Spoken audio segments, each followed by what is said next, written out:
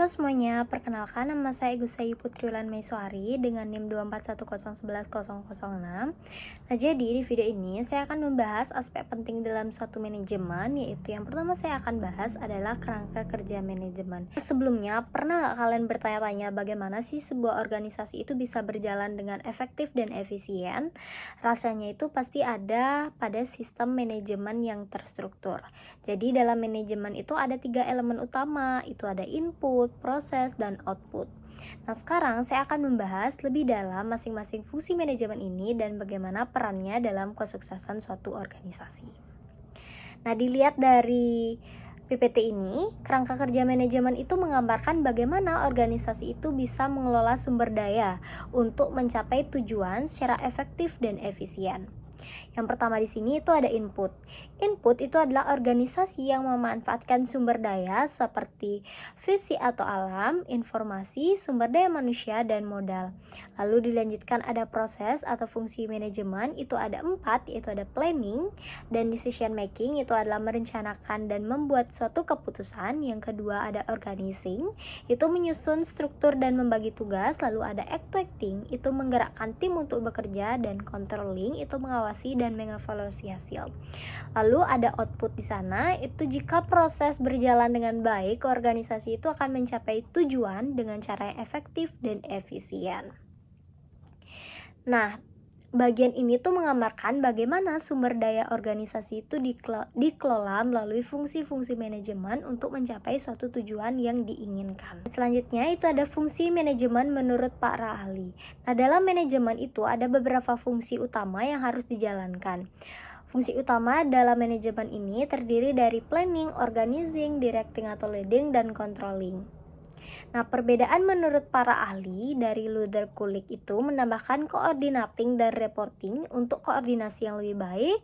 Lalu ada James F. Stoner dan Richard W. Griffin itu menggunakan istilah leading yang menekankan kepemimpinan, dan Cons and Donnelly itu memasukkan staffing, menyoroti pentingnya sumber daya manusia dalam organisasi. Lalu ada Ernest Daly, dia menambahkan innovating dan representing yang menyoroti inovasi dan perwakilan suatu organisasi. Selanjutnya di sini ada fungsi manajemen menurut George Terry. Nah, fungsi manajemen menurut George Terry ini terdiri dari planning, organizing, acting, dan controlling. Nah, apa bedanya dengan teori yang lain? George Terry ini tidak menggunakan istilah directing atau leading, tapi menggantinya dengan acting, lebih menekankan pelaksanaan dan motivasi suatu anggota organisasi.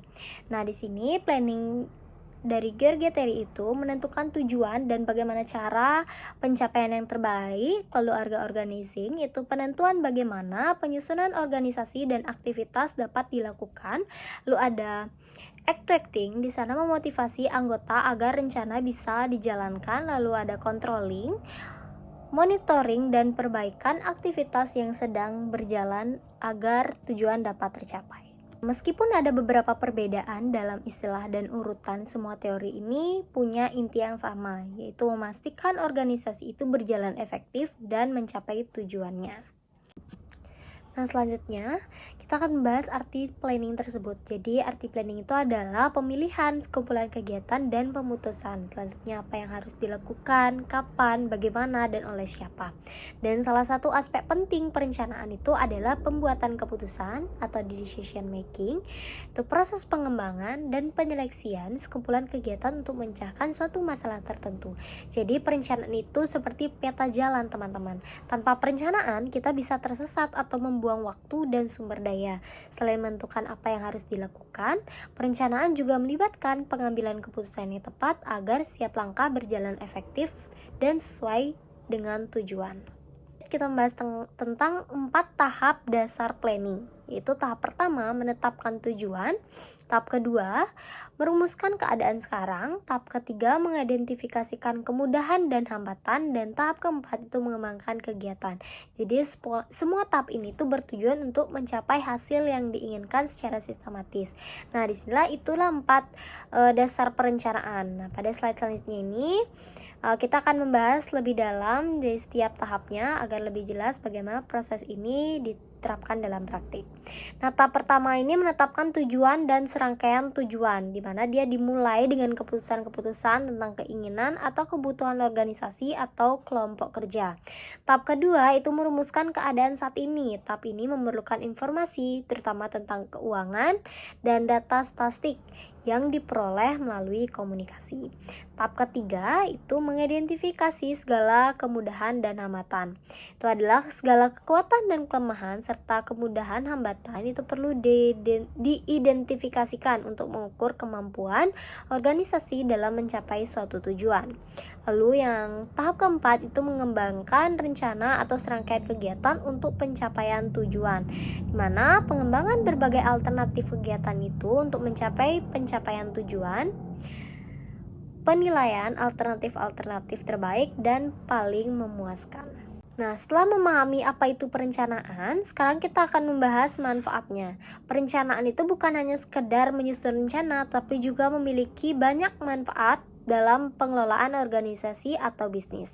Yang pertama, itu ada membantu manajemen untuk menyesuaikan diri dengan perubahan-perubahan lingkungan.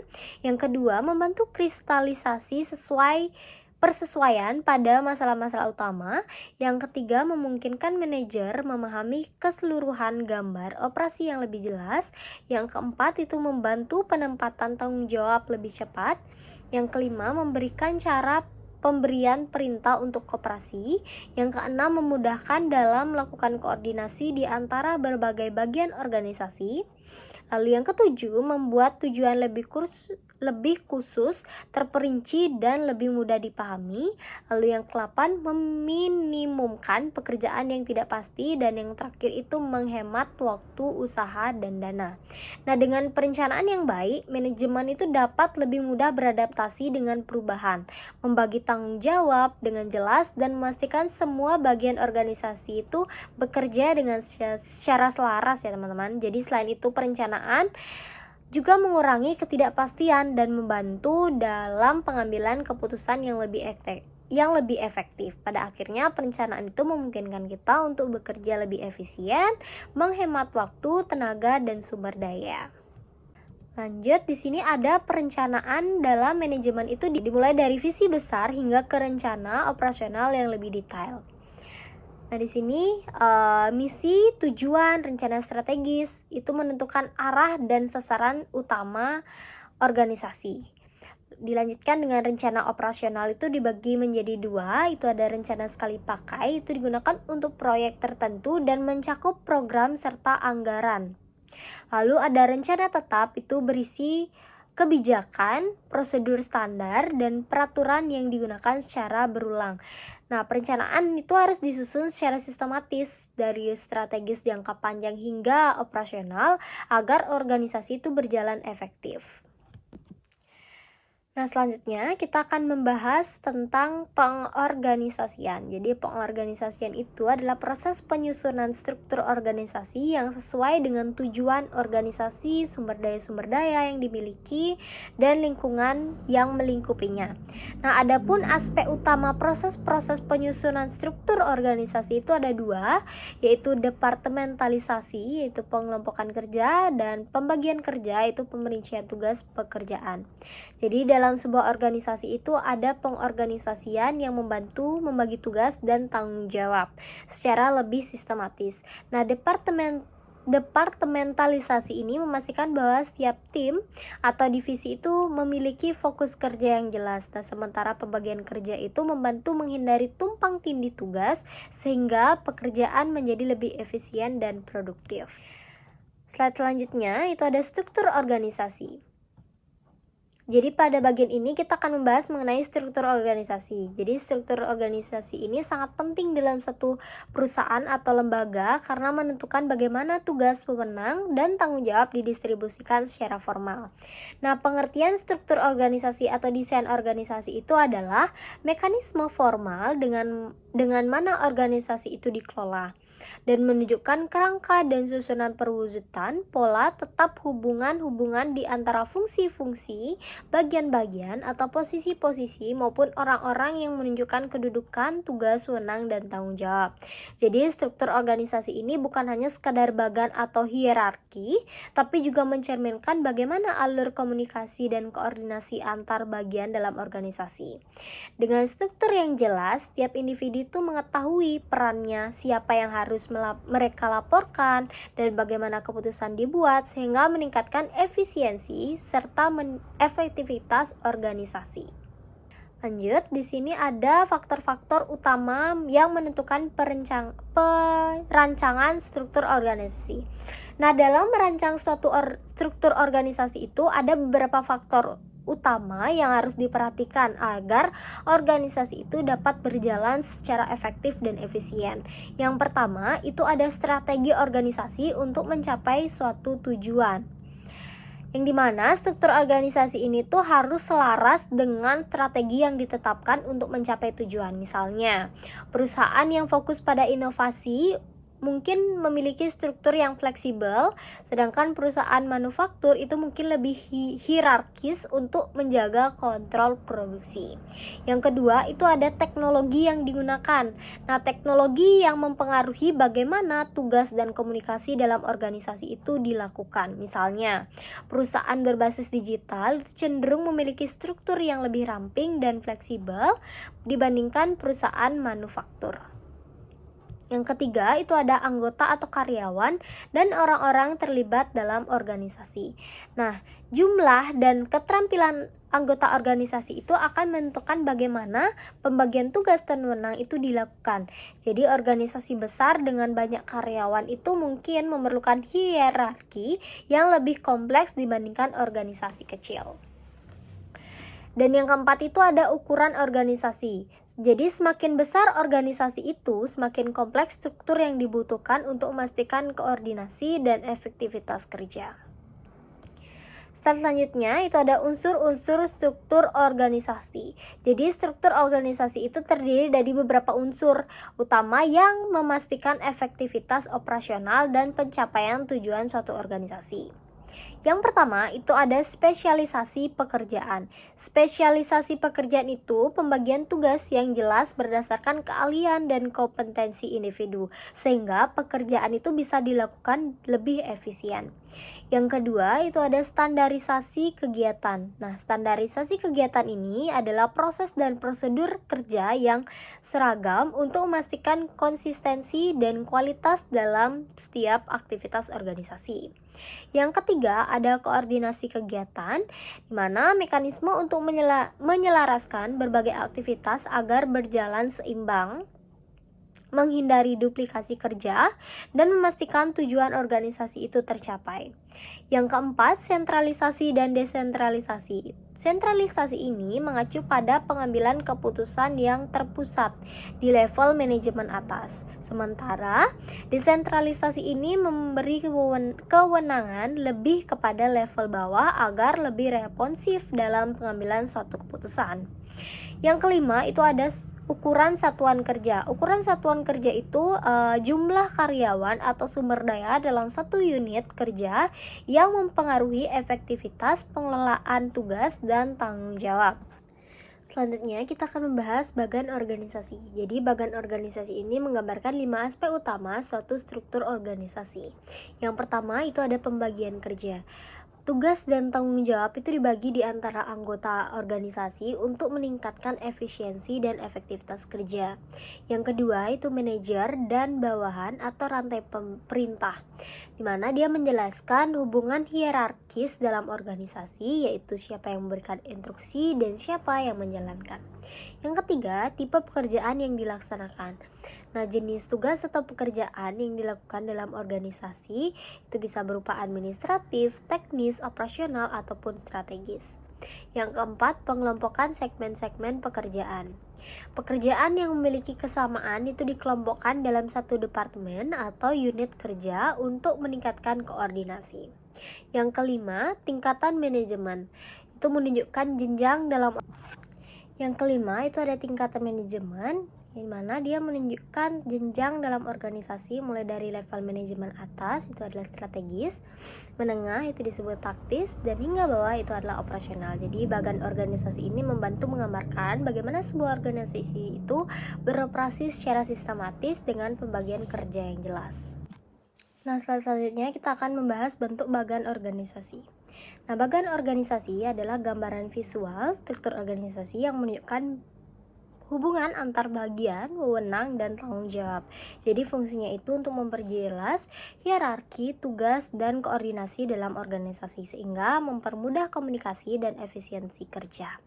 Nah, di sini ada bentuk piramid dan bentuk vertikal. Jadi bentuk piramid itu adalah struktur hierarkis dengan pimpinan tertinggi di puncak, kemudian diikuti oleh tingkatan manajerial, menengah, dan bawah. Nah, model ini tuh sering digunakan dalam perusahaan dan instansi pemerintah.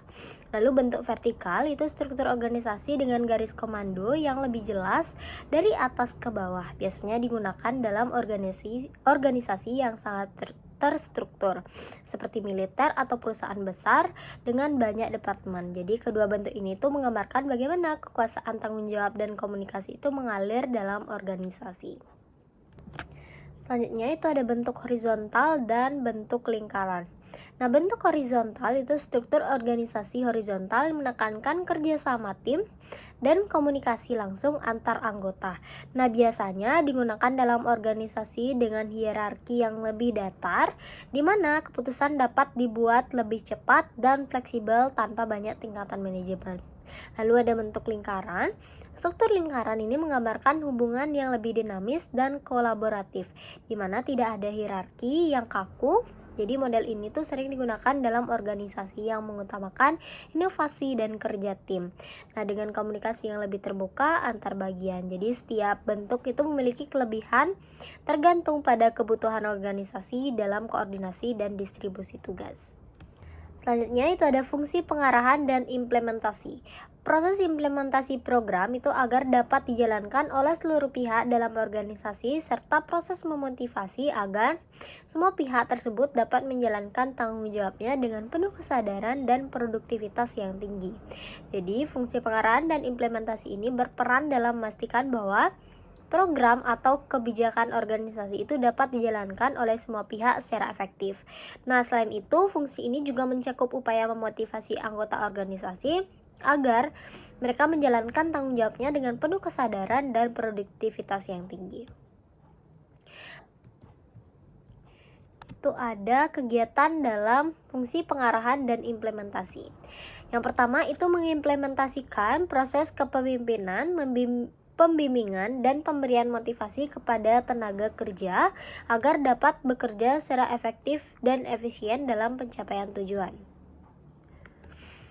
Nah, yang dimana itu memberikan arahan serta motivasi kepada tenaga kerja agar bekerja secara efektif dan efisien. Yang kedua itu memberikan tugas dan penjelasan rutin mengenai pekerjaan, dimana dia memastikan setiap pekerjaan itu memahami peran dan tanggung jawabnya masing-masing. Lalu menjelaskan kebijakan yang telah ditetapkan. Memastikan seluruh anggota organisasi itu memahami aturan yang berlaku. Nah, ini tuh bertujuan agar organisasi itu berjalan dengan lancar, efisien, dan sesuai dengan tujuan yang ingin dicapai. Lalu ada fungsi pengawasan dan pengendalian. Jadi proses dilakukan untuk memastikan seluruh rangkaian kegiatan yang telah direncanakan, diorganisasikan, dan diimplementasikan dapat berjalan sesuai dengan target yang diharapkan, sekalipun berbagai perubahan terjadi dalam lingkungan dunia bisnis yang dihadapi. Jadi slide ini tuh menjelaskan tentang fungsi pengawasan dan pengendalian dalam organisasi. Jadi pengawasan dan pengendalian itu dilakukan untuk memastikan bahwa semua kegiatan itu telah direncanakan, diorganisasikan, dan diimplementasikan berjalan sesuai target. Nah, meskipun ada perubahan dalam lingkungan bisnis, fungsi ini tuh membantu organisasi tetap berada di jalur yang benar untuk mencapai suatu tujuannya. Nah, selanjutnya itu ada kegiatan dalam fungsi pengawasan dan pengendalian. Yang pertama itu mengevaluasi keberhasilan dalam pencapaian tujuan dan target bisnis sesuai dengan indikator yang telah ditetapkan. Jadi, dia menilai apakah tujuan dan target bisnis itu telah tercapai sesuai indikator. Lalu yang kedua itu mengambil langkah klarifikasi dan koreksi atas penyimpangan yang mungkin ditemukan, di mana mengidentifikasi dan memperbaiki penyimpangan yang telah ditemukan. Lalu yang ketiga, ada melakukan berbagai alternatif solusi atas berbagai masalah yang terkait dengan pencapaian tujuan dan target bisnis. Jadi menyediakan solusi atas masalah yang muncul dalam pencapaian tujuan bisnis. Nah, fungsi ini tuh penting untuk menjaga efektivitas dan efisiensi operasional organisasi. Nah, jadi dari pembahasan ini kita dapat menyimpulkan bahwa manajemen yang baik itu adalah kunci keberhasilan suatu organisasi. Jadi dengan perencanaan yang matang, peorganisasian yang baik, pengarahan yang efektif, dan pengawasan yang tepat, setiap organisasi itu dapat mencapai tujuannya dengan efisien. Nah, jadi sekian presentasi dari saya ucapkan terima kasih.